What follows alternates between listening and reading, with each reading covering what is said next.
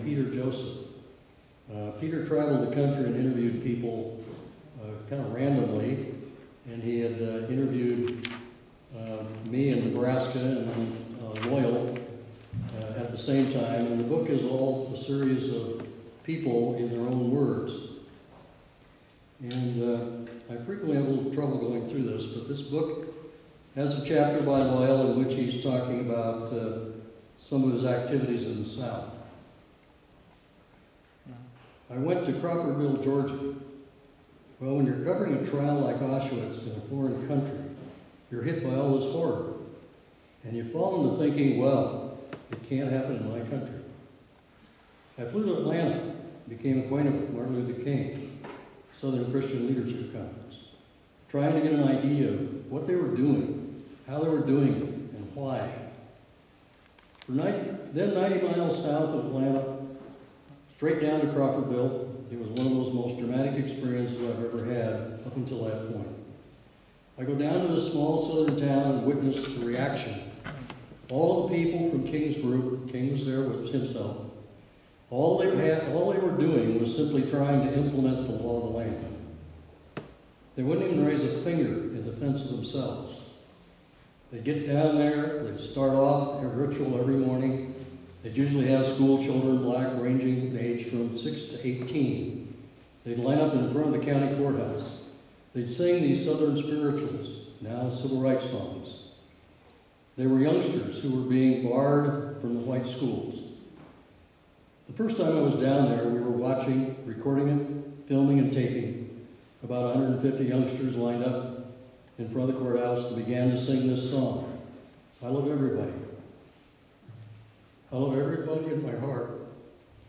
Anyway, members of the Georgia State Patrol came up from behind and with the youngsters just singing the spirituals, supposedly in a good cut Southern Christian territory. These patrolmen would go up behind them each one at a time with a club and go down the line from behind, hitting them.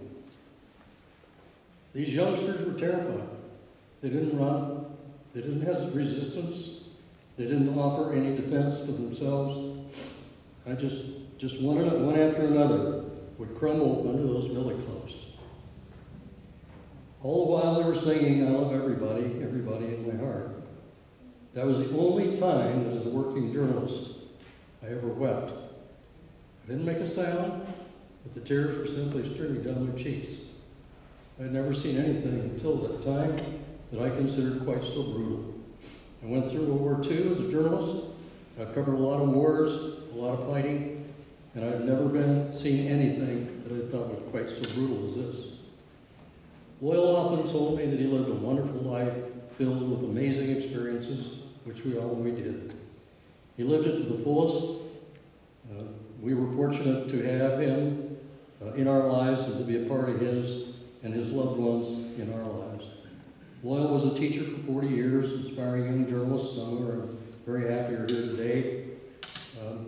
At OSU and Wichita and 20 years at Baylor. He was a mentor who reached out to foreign students, helping them join society. He was a reporter who related to families in shock over the unspeakable activities of their grandchildren. He was a person who was called by name by many of the world's leaders. He was a father and a husband who never forgot how important his wives and daughter were to his life. And most of all, he was a friend to all he met, including each of us here. I'm sure he's sharing a lot of great stories with others still. And I know he's still asking the same questions: who, what, when, where, and why. And I'm sure his quest for more knowledge and understanding continues so he can write his next big story.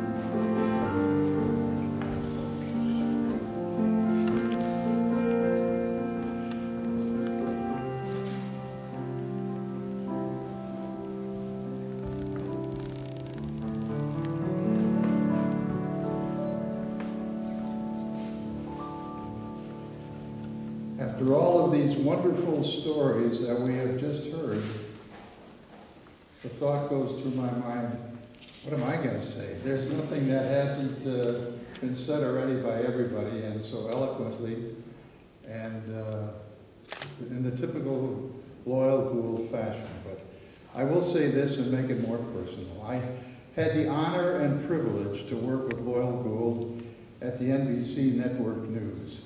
I say it was an honor because everybody treated Loyal like a hero when he showed up at any of the NBC bureaus around the world. Other newsmen and the few women who were working in news in those early days would gather around Loyal to hear him tell his latest stories. And as you heard, he had plenty of them. Loyal studied in Germany and Switzerland and earned a doctorate degree from the University of North Carolina and spoke fluent German.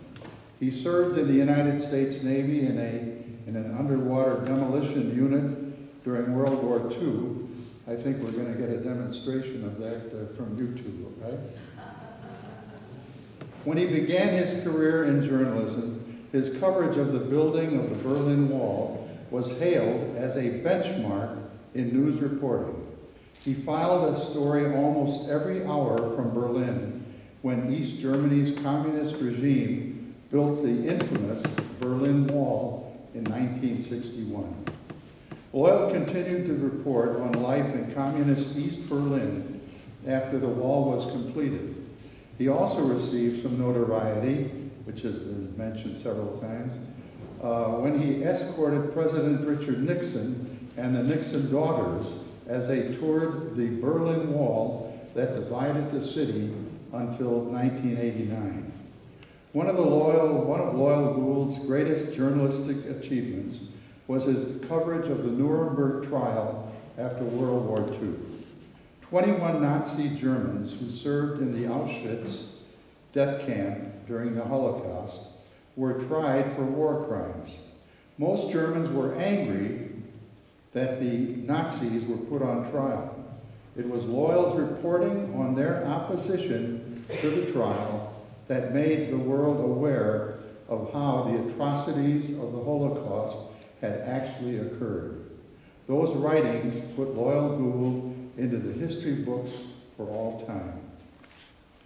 In the last few years, our friendship with Loyal and his lovely wife Millie and their beautiful daughter Loyal became stronger with our frequent visits to the great Chinatown restaurant Lao Szechuan for our favorite Peking duck, and our visits with our favorite waitress, Wendy, who is here today. Millie, you are so very blessed to have had such a wonderful and brilliant man as your husband, and you, Loyan, as your father. We shall miss him as our dear friend.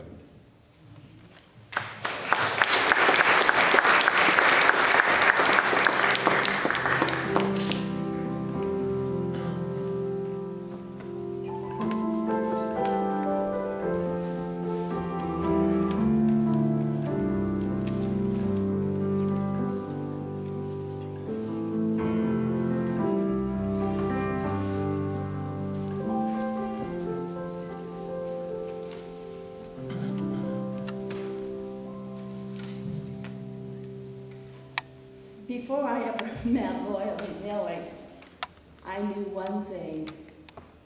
Loyal Gould was madly in love with Millie. And I knew that because I saw it in writing. My husband, Ted, had worked with Loyal here in Chicago at the Chicago Bureau of Network News for NBC some years earlier, and they both eventually wound up being assigned to many of the far-flung bureaus around the world, but at last they both wound up back here in Chicago. And when Loyal knew he was coming back, and he came back from China Bureau, he wrote a letter to Ted and said he was looking forward to getting together and catching up on old times and visiting, and it was going to be great to see Ted again. And then he wrote, by the way, I got married again. After Ilsa died, I really thought that would be the end of it for me. I couldn't imagine there would ever be anybody else who would ever care for me. But I met this woman, Millie. She is amazing. She's much younger than me. Beautiful. She's beautiful in every way. And she actually cares about me. And listen to this. She's brilliant. She's a brilliant scholar. And she really gives my life meaning. Those were the first words I ever heard from Loyal Gould. He was just head over heels in love with her. We would have many wonderful dinners with Loyal and Millie. We always went to Lao Sichuan. And then along came little Loyan. Those were some of the most joyous times ever. We would trek through the blazing Chicago summer heat, and we trekked through the blizzards of Chicago winters, and we would pack along Loyan in that car seat, and we'd plow through the snowbanks into the restaurant, laughing all the way. And when Loyan got big enough to do her famous walkabouts, Wendy, you know what I'm talking about, she'd walk around the restaurant and visit with every patron at every table and meet everybody. It was hilarious to watch Loyal keep an eye on her. And when she would take that one baby step too far, he would say, "Millie, for crying out loud, will you go get her?"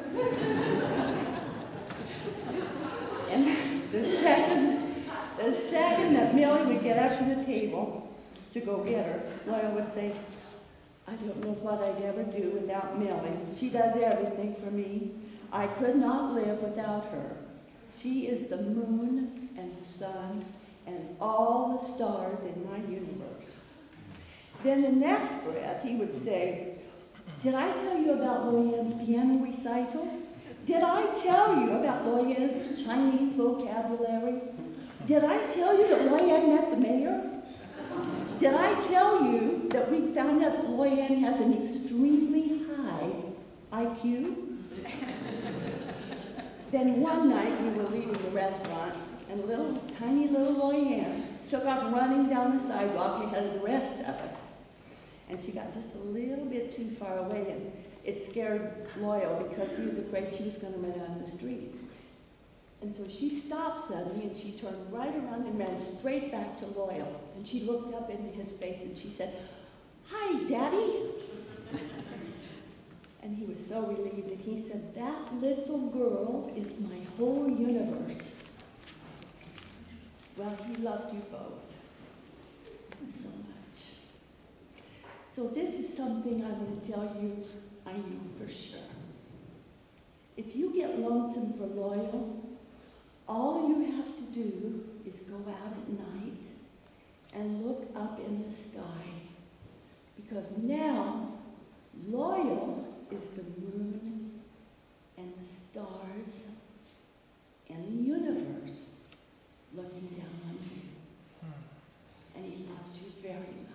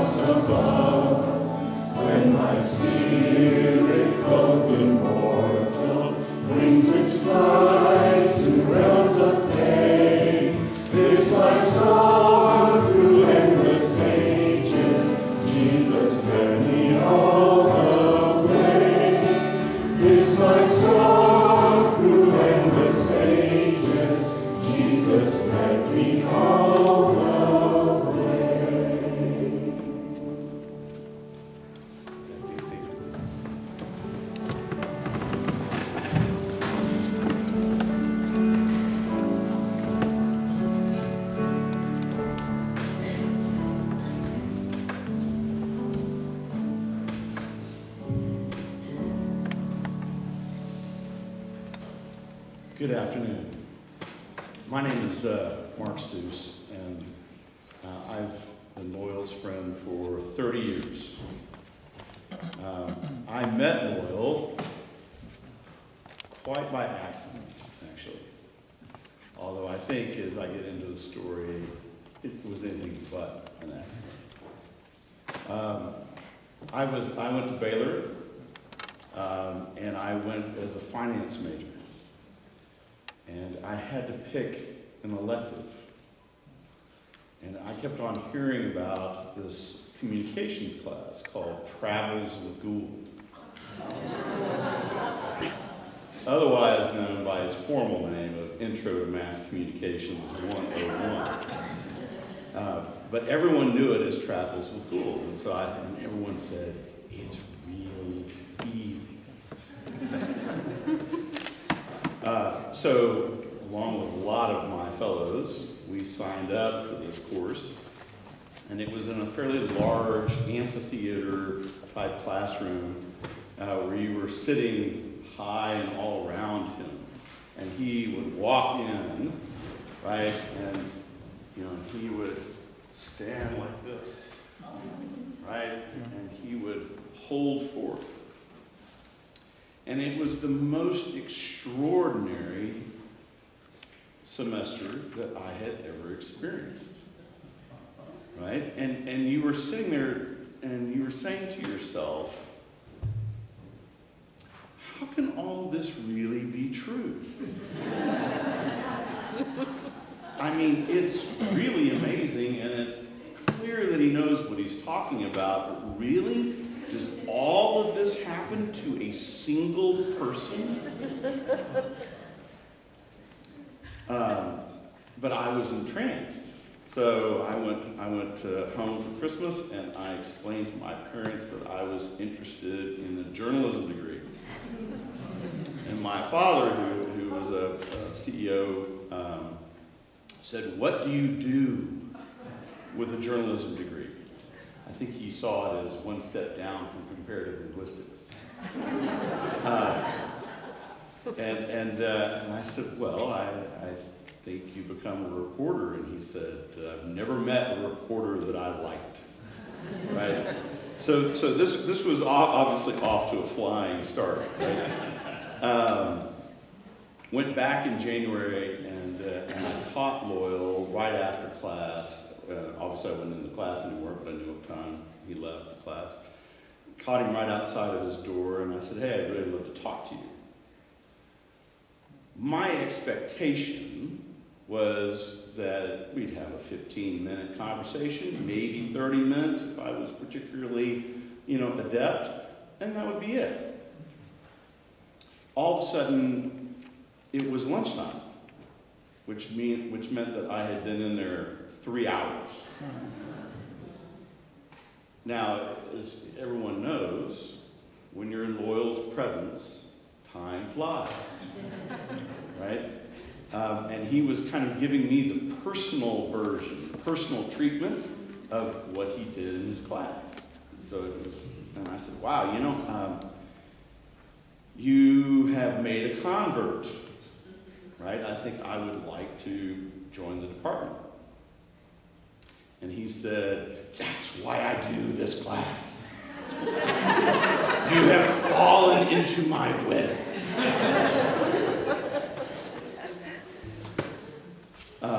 And I think, no exaggeration, I think that I probably, so I was invited very shortly thereafter to join his lunch bunch, which was Loyal and Doug Ferdon and a few other professors and little old me.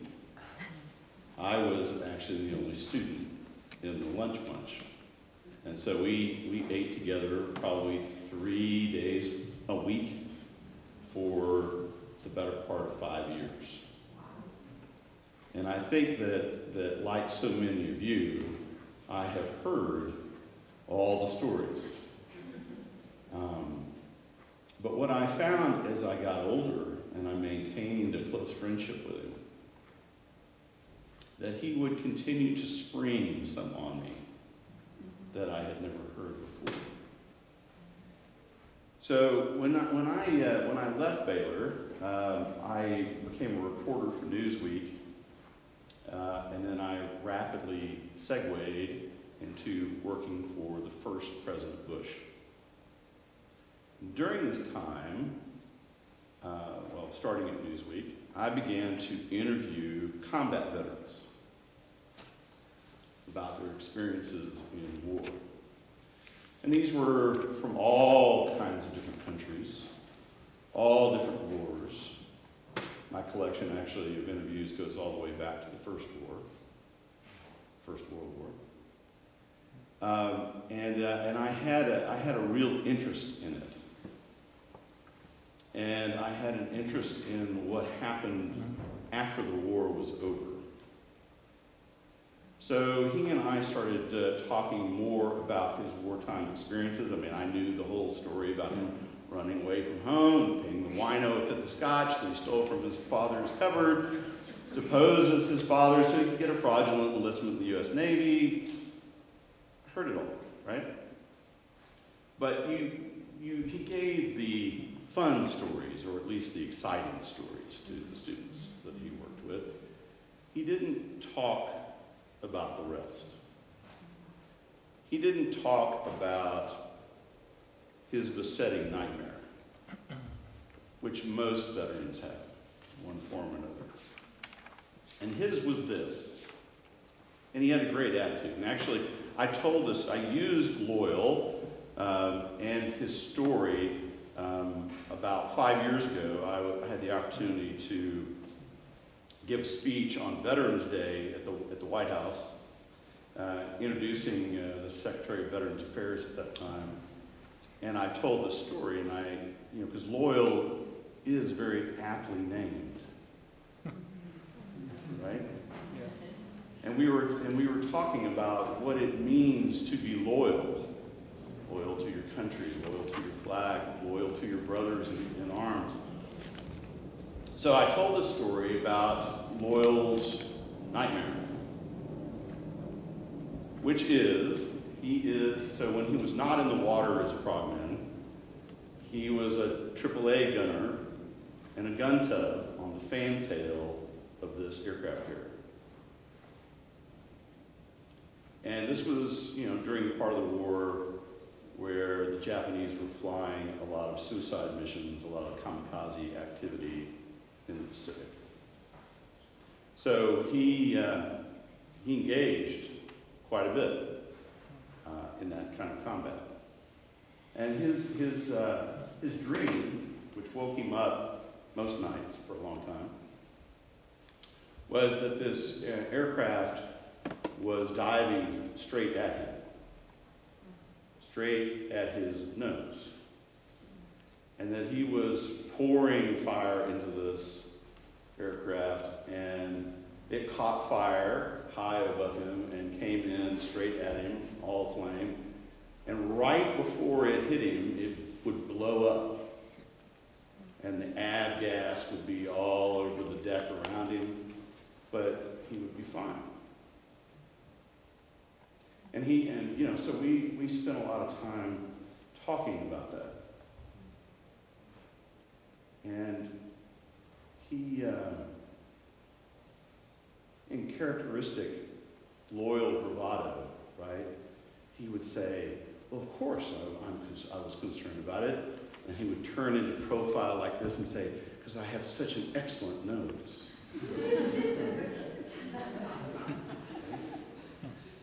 But he also, it was at that point that he really realized, in a nascent way, that he needed, that wound ran very deep.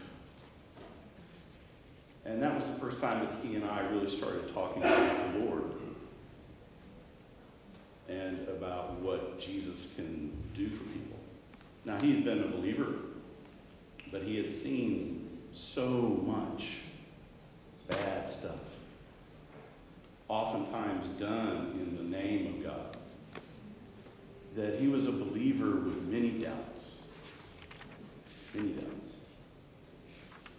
So, one of the things that amazes me about the life that we all live is that when you look back on seemingly disconnected things, particularly if you're a believer, but even if you're not, you can, later in your life, you see them all being woven together, right? So,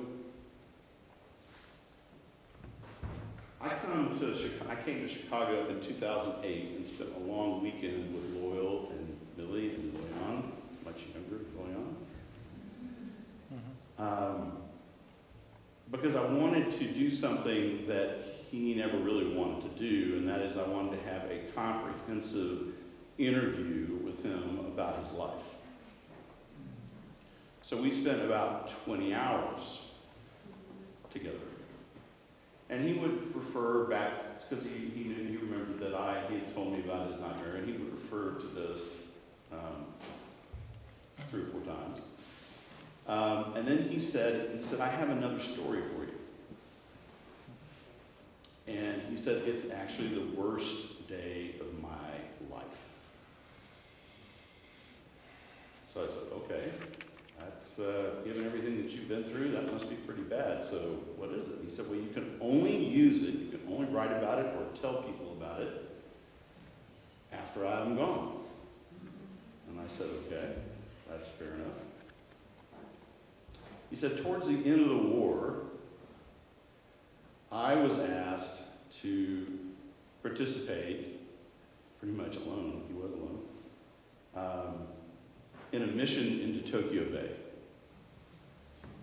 And he said, what we were told was that there was a German submarine in Tokyo Bay filled with war material, mainly optics, state-of-the-art optics and other equipment that the Nazis were seeking to transfer to the Japanese. And my job was to blow it up. And he was taken by an American submarine to the mouth of Tokyo Bay and ejected out of the torpedo tube. So he basically laid in the tube. They put all this compressed air around him. They open up the outer doors. Out goes Loyal into the water. He has a couple of limpet mines, which are mines for ships that attach to the hull that he's carrying. And he swims in utter darkness through this harbor and finds this ship. Now, he remembered it as a submarine. And he attached, and this is important because of what happens next. He attaches the mines to the hull, swims away, it blows prematurely. This is one of the reasons why he was a little deaf in one ear. And he is picked up. But he is racked with guilt for, well, from 45 to 2008, because he believes that he killed all these sailors. So he tells me about this story. So I'm working on a series of articles about Loyal. So I thought, well, you know what? I can't use this one, but I am going to do some additional research. And fortunately, my job takes me all over the world. And so in 2009, I find myself in Hamburg, Germany, which is where the U-boat museum is. And so I go there and I explain what I'm after. And they said, well, we actually have every single sunken U-boat plotted. We know where they all are now. They've just found the last two.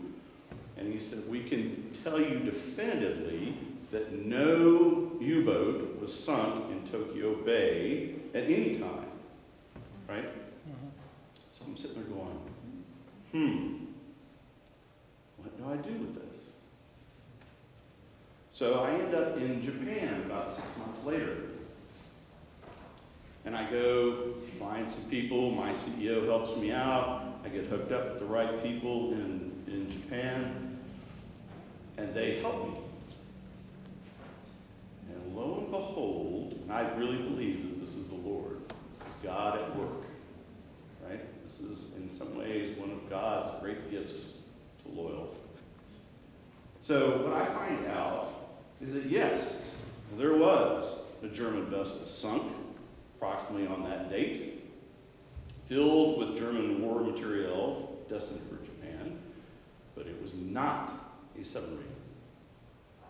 It was a German freighter, and it was so heavily laden in its cargo holds that it was sitting extremely low in the water, which made it look like a submarine. And the best part was that I found out that the German sailors on board, they were all on land. Not one of them had been killed. Not one of them. So I came back to Loyal and I said, well, you know, I realize that you CQ'd this story, but you're wrong.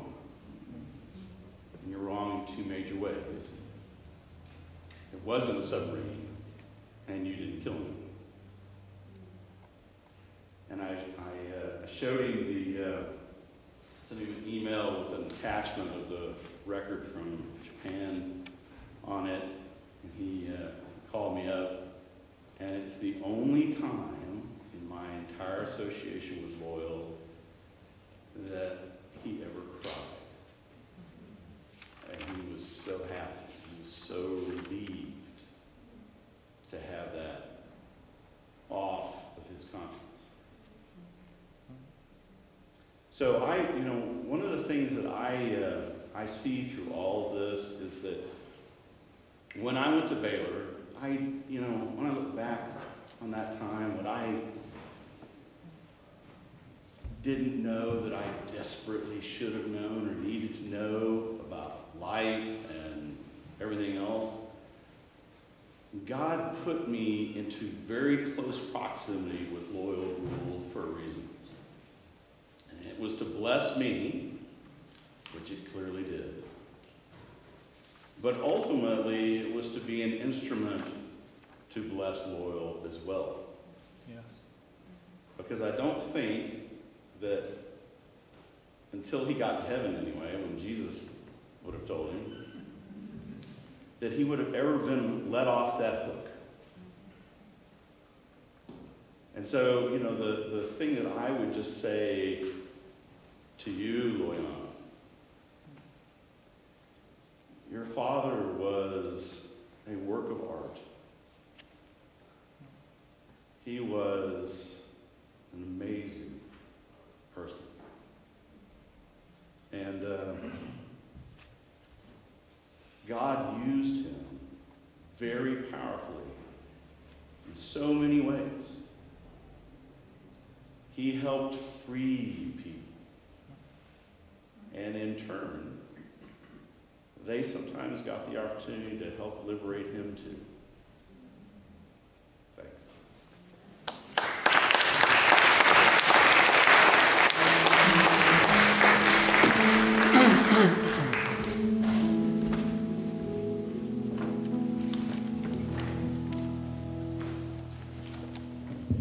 Hello everyone, my name is Anthony Lebedo. I feel a little bit nervous. I've done a lot of TV and radio in my career, also met famous people, but Dr. Gould was so important to me that I really wouldn't know where to begin, so I'll just start at the beginning. Dr. Gould was, without a doubt, my spiritual leader in certain ways. He was definitely my professional father and my academic father, and besides my parents, one of the most influential people in my life. I met Dr. Gould when I was a student who graduated from Arizona State. He said my academic record was not superlative, but he saw something in me, and he fought for me to give me the opportunities that others would have denied me.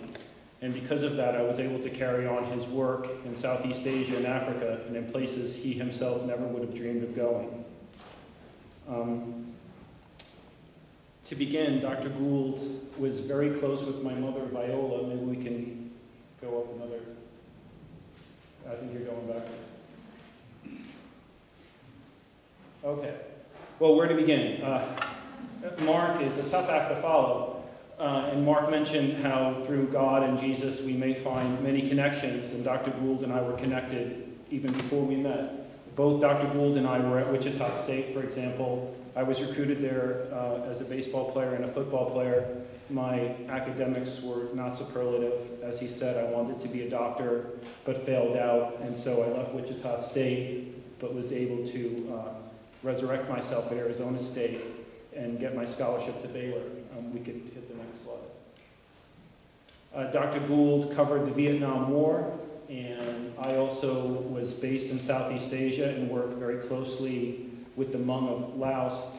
The Hmong were fought in special forces, small team operations, and when the war ended, they were left behind to die. This did not suit me very well, and before the Hmong were going to be repatriated back to Laos from Thailand, I was sent there by my boss, Joe Farrer, with WorldNet Daily, and wrote a series of articles which allowed more than 30,000 Hmong to come to the United States. That's a photo I took in Laos. Go ahead, hit it again. And so I was based on and off in Thailand and in Africa, and so much of what I did was an attempt to impress Dr. Gould and make him proud of me. Here's another photo I took. This was on my base in Koh Phangan Island in Thailand. Go ahead, hit another. One of my greatest adventures was going around Africa with professional mercenaries known as Sandline or Executive Outcomes. Many of you may have seen, or some of you may have seen the movie Blood Diamond. That's my story, the true story behind the film Blood Diamond with Leonardo DiCaprio. Basically, 200 South African and Rhodesian mercenaries killed 5,000 rebels in 3.5 weeks. Go ahead, hit the next slide. I cover these mercenary stories. In fact, because of my interest in history, you might recognize Lafayette on the left. Go ahead. I think so much of our freedom in America might have been based to the use of mercenaries by George Washington, and some people might say, well, America's mercenaries were better than King George's mercenaries. He had the Hessians and we had the French. Okay, so in Sierra Leone, they would hack off the left hand and the right foot of children who would not go along with the bloodthirsty warlords and would force people to dig up diamonds, as you can see here. So that was one of my best stories. It's called Memorandum to a Cannibal. And if you'd like to peruse that on the internet, you can. Go ahead to the next slide, Jason. I also went to Dachau. I wanted to pay my respects to those who had fallen there. Go ahead, hit through the next several slides. There's the gate to Dachau. and the internal gate, and some of the barracks, and look through the snow. Okay, let's just stop here for a second. I want to back up to my connections with Dr. Gould. During World War II, my uncles fought at some of the most important battles. My Uncle Fred was at the Battle of the Bulge. He was at D-Day. He was also with the unit that liberated Dachau, and I believe that his picture is at Dachau, and that's another reason I went. Dr. Gould said that his wife had been sterilized at Auschwitz, and he was a strong opponent of the Nazi agenda. Maybe we can continue along here to the next slide. All right, here's where I really wanted to start the story. This is my parents, my beautiful mother Viola on the left, and my father on the right. My father was drafted to fight in the Korean War, served in a military intelligence unit, and because of this, I think Dr. Gould felt a certain kinship with my parents. My mother homeschooled me for a while and worked on my IQ and photographic memory. I was also very good at languages, and we shared that interest. Another thing I'd like to note about the serial killer, which Don Ferguson mentioned, is this man Starkweather, who Dr. Gould covered. Well, I also grew up with a serial killer. His name is Richard Angelo. He's known as the Angel of Death. He was in my Boy Scout unit. And you can imagine years later, and you could look this up on the internet, to know that you were next to a serial killer for your childhood is a frightening thing. So we had all of these strange connections, from Wichita State to my uncle's battles in World War II, to Dachau, to our being close to a serial killer. Go back again to my parents, please. My mother's dream for me was that I become an international journalist. My father wanted me to become a professor. And so I've walked the line in my life to achieve both of those careers. I can't tell you how much my parents meant to me. They could not have children. In this case, it was my father who was sterile, not my mother. And they adopted me. I was so sick as a baby. I was in an oxygen tent on and off for a year. They could have gone bankrupt paying my bills. And everything that I did and that I risked in my life as a journalist, I did it to make my parents proud of me. And I tried to carry on Dr. Gould's work in opposing brutality and oppression, and I'll show you some of the stories that I covered. But to be quite honest, for what I've seen with Blood Diamonds, with covering the Khmer Rouge in Cambodia, and landmines, and elephants stepping on landmines, I don't have time for nightmares, because the nightmares I saw were daymares. And that's the reality. People don't realize what it takes to be a real journalist. Means you're not sitting behind a desk, that you're out in the field and putting your life on the line, and I'll address a little bit more about that next. Please continue. As a journalist, thanks to Dr. Gould, I've published 348 articles from 48 countries, including a book on the Kurds, and gone all around the world to many countries. Go ahead. And there's my Kurds book. Here's one story that might rival Travels with Gould. That would be, the man sitting on the left is Aki Ra. You might have seen him. He's a CNN hero. He has dug up 50,000 landmines. He is the world's #1 landmine expert. He would not allow me to interview him unless I lived and did demining with him in the field in Cambodia, which I did. It was one of my best stories. It's called, I think, Soldiers Who Care. Next slide. I've also worked very closely with rehabilitating and rescuing injured elephants in Southeast Asia. And another adventure was going to Noah's Ark, like the biblical Noah's Ark. Hit the next slide. That's called the Derupanar site in Turkey. And that's another story. I also retraced Lawrence of Arabia's World War I trek through Lebanon and Jordan and Syria. And there's one of Lawrence of Arabia's tactical headquarters on the border. Actually, I think that's on the border, the Jordanian side of the border of Jordan and Iraq. Okay, next one. Another story Dr. Gould really enjoyed was a story where I went to Myanmar to a leper colony where 11 nuns take care of 400 lepers. Now, I'm talking about real leprosy in the Bible, and no journalist in the world had ever been there, and that was an interesting story. Here's another story Dr. Gould might have liked. You probably heard about this one at the Miss World pageant in Nigeria. The little baby on, go back, the little baby on the right, baby Wasila. Her mother was supposed to be stoned to death for alleged adultery.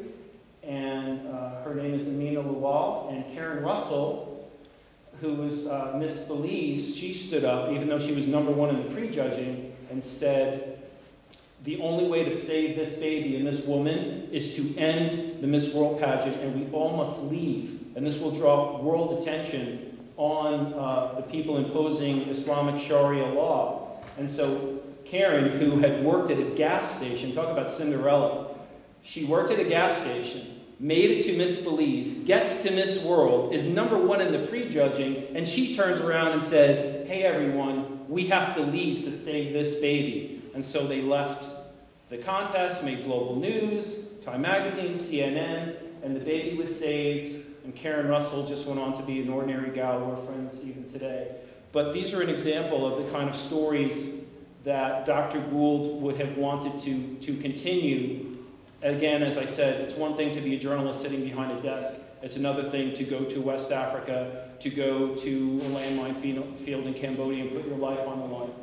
Here's another series I did with Harry Wu, the famous Chinese human rights dissident. We did 3 stories together.